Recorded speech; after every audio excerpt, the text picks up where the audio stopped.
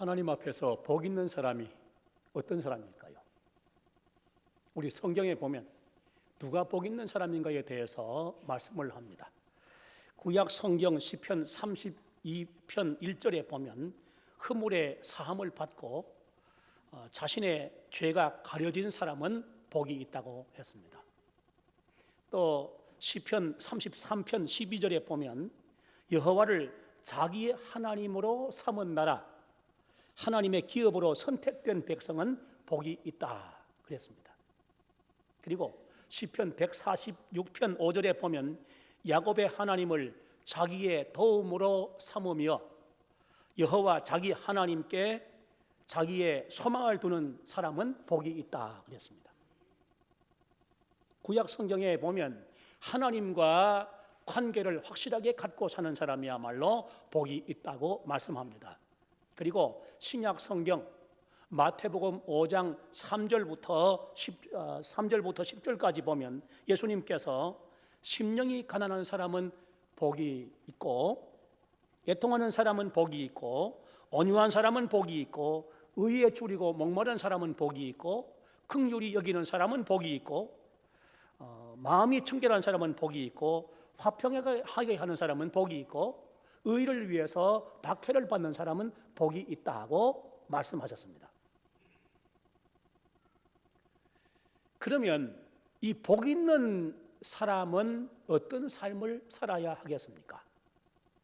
거기에 있어서 이 본문에 보면 복 있는 사람의 삶을 말씀하고 있어요. 오늘 그래서 이 시편 1편 1절부터 3절까지 말씀을 통해서 복 있는 사람들의 삶이 어떻게 진행되어야 하는가에 대해서 한번 살펴보도록 하겠습니다. 첫째로 복 있는 사람은 선하고 의로운 자세를 견지하면서 살아야 합니다. 1절에 보면 이렇게 말씀합니다. 복 있는 사람은 악인의 꾀를 따르지 아니하며 죄인들의 길에 서지 아니하며 오만한 자들의 자리에 앉지 아니하고. 먼저 복 있는 사람은 악인의 꾀를 따르지 않는다고 했습니다. 악인의 꾀를 따르지 않는다는 이 말은 악한 자의 하나님을 반대하며 하나님을 거역하는 악한 자의 사상이나 유혹이나 주장에 영향을 받지 않고 그런 것을 자기의 마음속에 수용하지 않고 추종하지 않는다는 뜻입니다. 그리고 다음으로는 죄인들의 길에 서지 않는다고 했습니다. 죄인들의 길에 서지 않는다는 것은 적극적 구체적으로 사악한 자들의 가치관이나 행동 양식이나 그 노선을 지지하지 않고 참여하지 않고 따라가지 않는다는 뜻입니다. 다음으로 오만한 자들의 자리에 앉지 않는다고 했습니다. 오만한 자들의 자리에 앉지 않는다는 이 말은 하나님을 무시하고 멸시하는 자들 중에 자신이 주도적인 자리를 차지하거나 주동적인 역할을 하지 않는다는 뜻입니다. 이것이 바로 복 있는 사람들이 취해야 할 태도인 것입니다. 이 세대가 얼마나 어그러지고 거스르는 세대입니까? 오늘날 얼마나 폐역무도한 사상과 주장과 행위와 풍조와 문화가 창궐하고 있는 세상입니까? 그 배후에는 사탄의 음모가 도사리고 있는 것입니다. 눈과 귀와 말을 삼가지 않고 금하지 않으면 악하고 불의한 자들의 꾀를 따르고 그 행위에 가담하며 심지어 주동자의 위치로 나아가는 그런 일이 있게 되고 마는 것입니다. 그것이 바로 사탄의 숨겨진 의도이고 사탄의 전략인 것입니다. 여러분은 어떤 사람을 가까이 하고 어떤 교제를 하며 어떤 대화를 나누면서 살아가고 계십니까? 여러분 주변에 있는 사람들이 주로 어떤 주류의 사람들입니까? 어떤 부류의 사람들입니까? 어떤 사람을 가까이 하며 교제하며 대화하며 어떤 사람과 어떤 교감을 나누면서 주로 살아가고 계십니까? 잠언 13장 20절에 보면 지혜로운 자와 동행하면 지혜를 얻고 미련한 자와 사귀면 해를 받는다 그랬어요. 또 고린도전서 15장 33절에 보면 속지 말라, 악한 동무들은 선한 행실을 더럽힌다 그랬습니다. 고린도후서 6장 14절부터 16절까지 보면 너희는 믿지 않는 자와 멍에를 함께 매지 말라. 의와 불법이 어찌 함께하며 빛과 어둠이 어찌 사귀며 그리스도와 벨리알이 어찌 조화되며 믿는 자와 믿지 않는 자가 어찌 상관하며 하나님의 성전과 우상이 어찌 일치가 되겠느냐고 했습니다. 복된 사람은 자기를 지키는 사람이에요. 하나님 앞에서 자기의 본래를 지키는 사람, 자기의 본래를 견지하며 살아가는 사람이 복 있는 사람입니다. 여러분은 악하고 불의한 자들의 불경하고 패역한 사상과 노선과 모든 은행과 세태를 아주 명확하고 단호하게 반대하고 거부하고 경계하면서 복된 사람의 자세를 확립하고 언제나 그 자세를 견지하면서 살아가는 성도들이 되시기를 바랍니다. 둘째로, 복 있는 사람은 하나님의 말씀 지향으로 살아갑니다. 복 있는 사람은 반드시 하나님의 말씀 지향으로 살아가야 합니다. 이 본문 2절에 이렇게 말씀하고 있습니다. 오직 여호와의 율법을 즐거워하여 그의 율법을 주야로 묵상하는도다. 이것이 바로 복 있는 사람이 하나님이 주신 말씀 앞에서 취해야 할 당연한 태도이고 자세인 것입니다.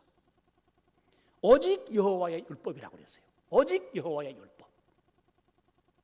이 말씀은 아주 중요한 초점을 우리가 맞추고 생각해야 할 말씀이에요. 오직 여호와의 율법. 이 세상 사람들이 분별력 없이 악하고 불의한 것에 관심을 가지고 동조하고 동참하고 동화되고 휩쓸려 살아가는 그런 일이 있을지라도 복 있는 사람들인 우리는 그런 사람들 가운데서 돌아서서 하나님의 말씀을 즐거워하고 오직 하나님의 말씀만을 믿고 오직 하나님의 말씀만을 붙들고 오직 하나님의 말씀만을 따라서 살아가야 한다는 것입니다.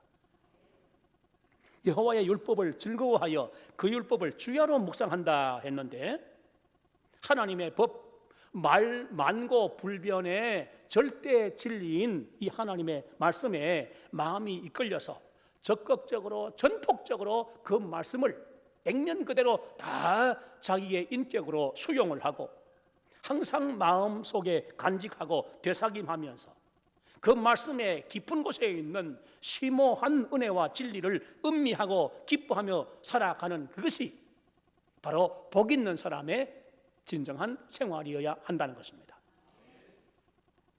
그것이 구원을 받고 믿음으로 살아가는 사람의 성향이고 특징인 것입니다.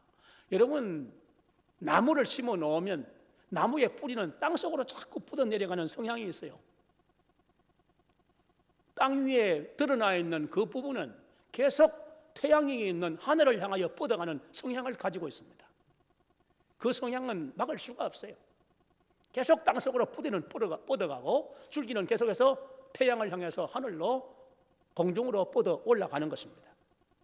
우리 복 있는 사람은 분명한 성향이 있어야 돼요. 하나님의 말씀으로 치우치는, 하나님의 말씀을 향하여 나가는 말씀 지향의 성향이 반드시 있어야 됩니다. 그래야 복 있는 사람입니다. 그래야 하나님의 백성인 것입니다. 언제나 세미한 하나님의 음성을 듣기 위해서 주의를 집중하고 하나님의 말씀을 듣기 위하여 하나님의 말씀의 의미를 깨닫기 위하여 모든 촉각을 곤두세우고 거기에 집중하는 이런 성향이 있어야 정말 복 있는 하나님의 자녀와 백성이라고 할 수가 있는 것입니다. 하나님의 말씀에 무감각하고 무신경하고 무관심하게 산다면 그건 복 있는 사람의 성향일 수가 없어요. 그런 사람의 성향은 세상으로 치우칩니다. 그런 사람의 성향은 하나님의 말씀이 아닌 인간의 사상과 인간의 생각과 인간의 주장으로 다 치우치게 되는 것입니다. 우리는 오직 여호와의 율법이라고 하는 말씀처럼 오직 하나님의 말씀 지향으로 살아가야 됩니다. 다른 건 다 우리가 중요시하면 안 돼요. 하나님 말씀보다 중요한 것은 없습니다. 하나님 말씀 우위에 있는 것은 아무것도 있을 수 없습니다. 오직 하나님의 말씀 지극히 높이고 지극히 받들고 그 말씀 제일주의로 그 말씀 중심으로 살아가기를 우리는 항상 힘쓰는 그런 복 있는 사람의 삶을 살아야 한다는 것입니다. 아무리 기록된 하나님의 말씀을 읽으면서 살고 아무리 선포되는 하나님의 말씀을 들으면서 산다고 할지라도 자기의 생각과 판단과 경험을 그 우위에 두거나 시대의 조류와 모든 풍조를 따르면서 살아간다면 그것은 신자의 삶일 수가 없어요.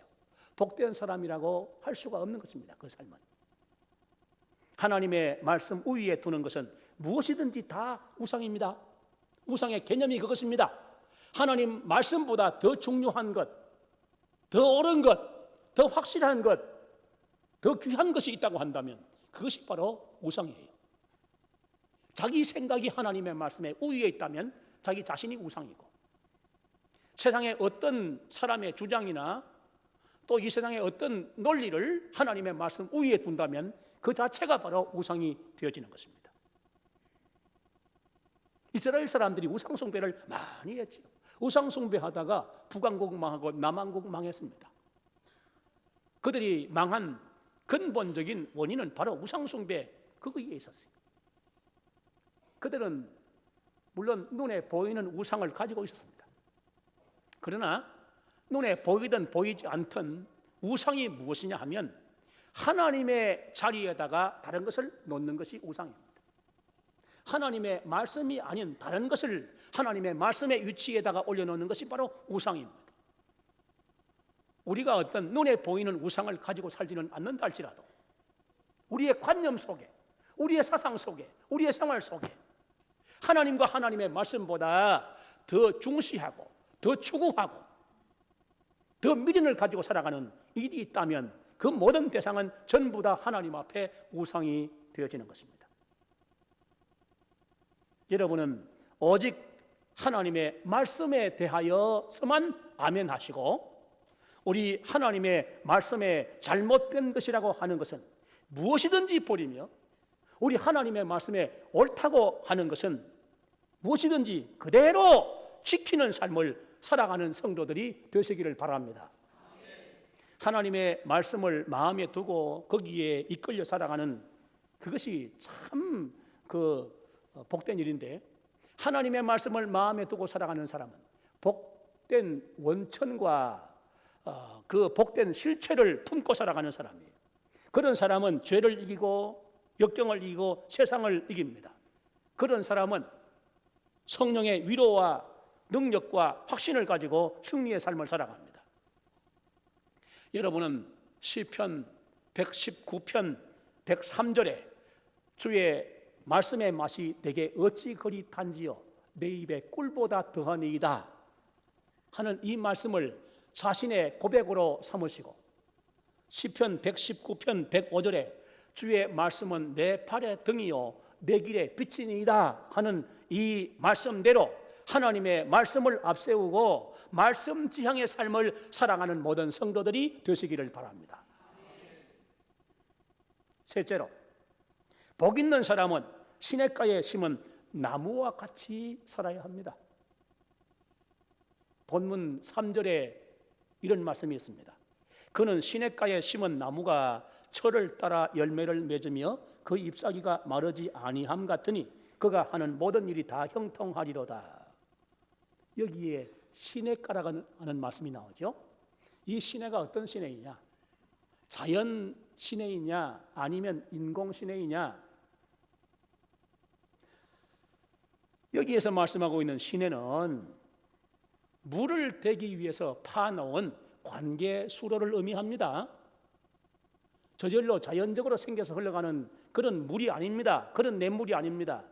관계 수로를 의미하는 말입니다. 이 시냇가는 자연 시내의 경우에는 지상의 어느 시내도 다 마찬가지고 특별히 더운 지방은 더 그렇고 또 중동 지방 이스라엘 포함해서 다 마찬가지입니다만은 이런 자연 시내가 있기는 합니다만은 그런 시내의 경우는 물이 흘러가다가도 그건 우기에 한해서 일이지 건기가 되면 그 물은 잦아들고 말라버릴 수밖에 없습니다. 그러나 관계수로는 물 근원과 연결시켜 놓았기 때문에 그 관계수로 거기에는 물 근원에서 계속 물이 흘러와요. 계속 흘러옵니다. 사시사철 관계수로에는 물이 흘러 들어오는 것입니다. 그러므로 그 물가에 심긴 나무는 언제라도 신선한 물을 공급받고 자라갈 수가 있어요. 열매를 맺을 수가 있습니다. 여기서 우리는 세 가지 사실을 생각할 수가 있습니다. 먼저는 심은 나무라고 한 말씀입니다. 심은 나무. 이 말씀 보니까 그 시냇가에 있는 나무는 본래 거기에서 저절로 나가지고 자란 나무가 아닙니다. 다른 곳에 있던 나무인데 다른 곳에 있는 나무를 파서 옮겨 심어 놓은 나무라는 것입니다. 그게 본래 자기 자리가 아니에요. 다른 곳에 있었는데 그 나무를 갖다가 뽑아서 이 시냇가에 옮겨가지고 심어 놓았다는 것입니다. 우리 하나님께서는 이스라엘 사람들을 애굽에서 뽑아내어서 젖과 꿀이 흐르는 언약의 땅 가나안으로 옮겨 심어주셨습니다. 그래서 시편 80편 8절에 보면 주께서 한 포도나무를 애굽에서 가져다가 민족들을 쫓아내시고 그것을 심으셨나이다 그랬어요. 하나님이 그냥 놔두셨더라면 이스라엘 민족은 애굽 땅의 노예로 살다가 완전히 멸망당하고 이 역사 세계에서 사라져버리고 말았던지, 남았다고 할지라도 지지부진하게 이름도 없이 그냥 이스라엘이라고 하는 이름도 없이 그저 다른 민족에 동화되어 버리고 말았을 것입니다. 그런데 하나님께서 조상 아브라함 때 주셨던 그 언약의 말씀을 끝까지 지켜주셔서 그 말씀대로 이스라엘을 애굽 땅에서 뽑아내셨어요. 40년 세월 계속 옮겨서 언약의 땅 가나안까지 이르게 하시고 거기다가 심어주셨어요. 그리고 그 가나안을 하나님 자신의 포도원으로 삼아 주셨습니다. 하나님이 직접 가꾸시는 하나님의 포도원을 삼으신 것입니다. 그것이 이사야 5장에 보면 아주 소상하게 기록되어 있어요. 하나님께서 산 위에 포도원을 조성하셨는데 모든 박혀있는 돌을 전부 다 제하여 버리고 하나님께서 거기다가 극상품 포도나무를 심으셨다. 그런 식으로 말씀을 합니다. 가나안 7 원주민 족속들, 그 땅을 차지하고 있던 본래 주인들, 하나님 앞에 더 이상은 용납될 수 없는 죄악이 관영한 그들에 대해서 하나님이 심판을 단행하셔서 그들을 다 골라내셨어요. 땅을 개간할 때 박혀있는 돌을 뽑아내듯이 거기에 있는 원주민들을 다 뽑아냈어요. 다 쫓아냈어요. 그리고 그 땅에다가 하나님은 자신이 가장 사랑하시고 가장 애정을 가지고 계시는 그 이스라엘 하나님의 포도나무들을 거기다 심으셔서 하나님 자신의 포도원을 삼아주신 것입니다. 그와 같이 하나님께서는 저와 여러분을 애굽같이 소망 없는 불신앙의 세상, 죄악의 세상에서 뽑아서 하나님의 교회로 옮겨주시고 죽음의 세계에서 뽑아내셔서 하나님의 생명의 세계로 옮겨주셨습니다. 우리가 바로 이렇게 옮겨 심겨진 사람들인데 하나님께서 관계수로 같은 사시사철 신선한 물이 흘러가는 그 시내 같은 그곳에다가 우리를 심어주신 것입니다. 다음으로 열매를 맺어야 합니다. 시절을 쫓아 열매를 맺으며 하는 말씀처럼 항상 물이 공급되는 관계수로 같은 은총의 시냇가에 심어주셨으니 우리는 그 은혜를 날마다 때마다 공급받아야 되고 하나님의 은혜를 공급받으며 산다면 하나님이 기뻐하시고 요구하시는 열매를 맺는 삶을 당연히 살아가야 하는 것입니다. 열매 맺는 것은 지극히 정상적인 일입니다. 시냇가에 심긴 나무가 시절을 따라서 열매를 맺는 것은 지극히 당연한 일이고 정상적인 일이에요. 과목을 심어보면 그걸 알 수가 있어요. 과목을 저도 한번 심어봤어요. 그런데 이렇게 가느다란 아주 그 묘목이라도요, 이걸 시장에서 사다가 심어 놓으면 적어도 2, 3년 지나면 첫 열매가 열려요. 조그마한 열매들이 열리기 시작합니다. 아무리 늦어도 3, 4년 심어 놓고 기다리면 열매는 분명히 열리게 되어 있어요. 자꾸 성장하게 되고 성장하면서 또 더 충실한 열매가 계속해서 많이 열리는 것을 확인할 수가 있습니다. 여러분, 아직은 영적으로 어린 상태에 있는 초신자이기 때문에 그래서 별로 많이 자라지 못하고 열매도 없다고 한다면 그것은 자연적인 모습이라고 볼 수도 있습니다. 그러나 벌써 수년이 가고 또는 그 이상 세월이 흘러서 성장해서 열매를 맺어야 할 연조가 되었으면서도 아직도 열매가 없다면, 제대로 자라지도 않고 열매가 없는 삶을 계속 그대로 살아가고 있다면 그것은 정상이 아닙니다. 그것은 비정상일 수밖에 없는 것입니다. 하나님은 무엇으로 사람을 판단하시느냐? 사람은 그 용모나 자기와의 관계에 있어서 자기에게 어떤 역할을 하느냐, 그걸 가지고 사람을 판단할지 몰라도 하나님은 사람을 판단하는 하나의 기준을 가지고 계시는데 그게 뭐냐면 열매입니다. 열매로 사람을 판단하시는 하나님이십니다. 열매가 있느냐 없느냐 그것 가지고 사람을 판단하시고, 좋은 열매냐 나쁜 열매냐 그것을 가지고 사람을 판단하시는 하나님이신 것입니다. 여러분, 우리는 은총의 시냇가에 심겨진 사람들이니 그 은총의 생수를 공급받는 삶을 살아야 돼요. 은혜의 생수를 공급받는 삶을 반드시 살아가야 하는 것입니다. 그래서 받은 은혜를 따라서 열매를 맺는데 나쁜 열매가 아닌 좋은 열매를 맺는 삶을 살아야 하는 것입니다. 좋은 열매를 맺어야 그 나무를 심고 가꾸는 사람이 기쁨을 얻고 보람을 얻습니다. 하나님께서도 마찬가지입니다. 우리를 세상에서 교회로 옮겨 심어주시고 사망에서 생명으로 옮겨 심어주신 우리 하나님께서 그 하나님의 말씀을 통한 신선한 은혜의 생수를 계속해서 공급받는 삶을 살아가고, 그래서 성장하는 삶을 살아가고 꽃이 피고 열매가 맺는데 하나님이 원하시는 하나님이 기대하시는 좋은 열매를 맺는 삶을 살아간다면 얼마나 하나님께서 우리를 더 귀하게 보시고 사랑스럽게 보시고 하나님께서 우리를 보시고 기뻐하시겠습니까?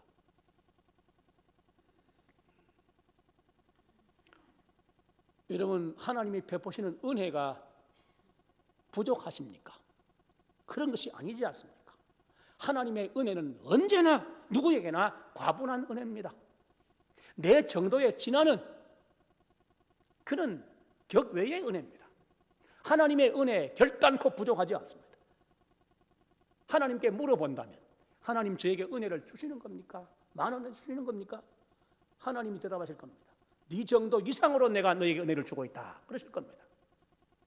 하나님의 은혜가 부족한 것이 아닙니다. 우리가 그 은혜를 바로 받으면 반드시 영적인 성장이 이루어지고 영적인 개화가 이루어지고 영적인 결실도 이루어지게 될 것입니다. 문제는 은혜를 바로 받지 못하는 데 있고 아예 은혜를 받지 못하는 데 있는 것입니다. 여러분 자신이 심겨 있는 위치는 가장 복된 위치입니다. 가장 은혜로운 위치입니다. 여기에서 우리 하나님의 은혜의 생수를 공급받지 못하면 대책이 없습니다. 대안이 없습니다. 하나님의 은혜를 공급받는 하나님의 포도나무들이 되시고 하나님께서 기대하시는 아름다운 열매를 맺는 삶을 살아가는 성도들이 되시기를 바랍니다. 다음으로 잎사귀가 마르지 않아야 합니다. 잎사귀가 마르지 아니함 같으니 그랬죠. 시냇가에 심은 나무의 잎사귀가 마른다면 그것은 그 나무가 병든 증거 아니겠습니까? 그 나무가 병이 들어서 뿌리에 아무리 물이 흥건해도 그 물을 섭취하지 못하는, 흡수해서 빨아 올리지 못하는 그런 병이 들었기 때문에 그 나무가 그렇게 잎사귀가 마르게 되는 것이죠. 교회 생활에 의욕이 없는 교인이 잎이 시든 나무이고, 시험에 들어있는 교인이 잎이 시든 나무이고, 낙심하는 교인이 잎이 시든 나무인 것입니다. 그렇게 은혜를 받지 못하고 병든 상태로 그대로 그냥 오래오래 지속되게 되면, 그러면 가지가 말라버리고 굳어지는 것과 마찬가지로 인격이 점점 경직되어서 문제 인물이 되고 마는 것입니다. 은혜를 받는 사람은 마음이 부드러워지고 표정이 밝아지고 언어가 명랑해지고 태도가 겸손해지고, 그래서 순종하는 삶을 살아가면서 하나님이 기뻐하시는 아름다운 열매를 맺게 됩니다. 여러분은 시냇가에 심겨진 나무답게 은혜의 생수를 공급받아서 기뻐하고 감사하시고 주님이 원하시는 열매를 맺으시고 생명력 있고 운동력 있고 건강미 넘치는 삶을 살아가시고 생산성 높고 기여도 높고 만족도 높은 삶을 살아가는 성도들이 되시기를 바랍니다. 오늘 말씀 여기서 이제 맺겠습니다. 하나님 앞에서 복 있는 사람은 누구입니까? 지금까지 말씀을 드렸습니다마는 다 요약을 하면, 그래서 결론적으로 말하면 하나님 앞에서 복 있는 사람은 누구이겠습니까?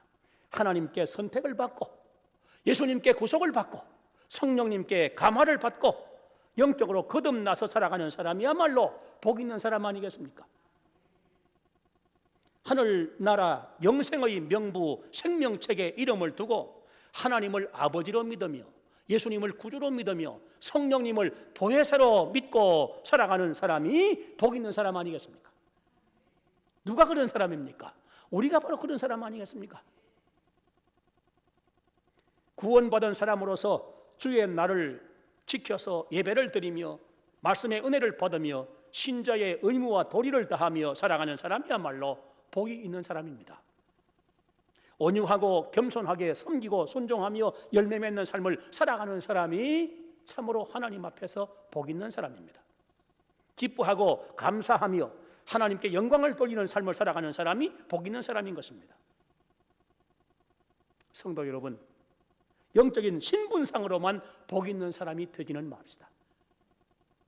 거기에 그치면 안 됩니다. 우리 영적인 신분상으로는 저와 여러분 여기에 계신 한 분도 빠짐없이 예외 없이 다 복 있는 분들입니다. 우리는 그런 신분의 소유자들입니다.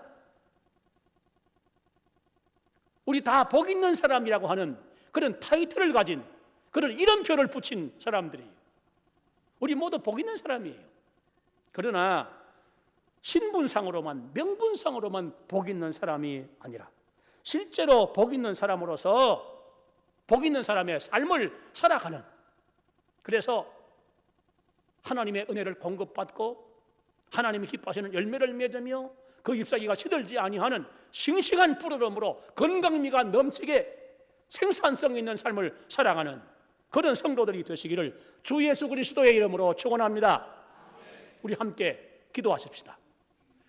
참으로 하나님이 나를 얼마나 사랑하시고 얼마나 복된 자리에 심어주셨는지, 나의 본래 위치는 소망 없는 그런 자리였는데 거기서 뽑아내시고 가장 복된 자리, 시냇가의 관계시로 같은 자리에 우리를 옮겨주시고 끊임없이 공급되는 하나님의 은혜를 접하게 하신 이 일을 생각하면서 감사한 마음을 가지시고, 이 은혜를 공급받는다면 은혜를 헛되이 받지 아니하여 은혜 받은 그 흔적이, 은혜 받은 그 결과가, 은혜 받은 그 증거가 명백하게 드러나서 개화하며 결실하는, 그 잎사귀가 마르지 아니하는 그런 삶을 우리가 반드시 살아가야 한다는 사실을 우리 이 시간에 마음속에 생각하며 다짐하며 결단하는 마음 가지고 조용히 묵상으로 한번 하나님 앞에 기도하겠습니다.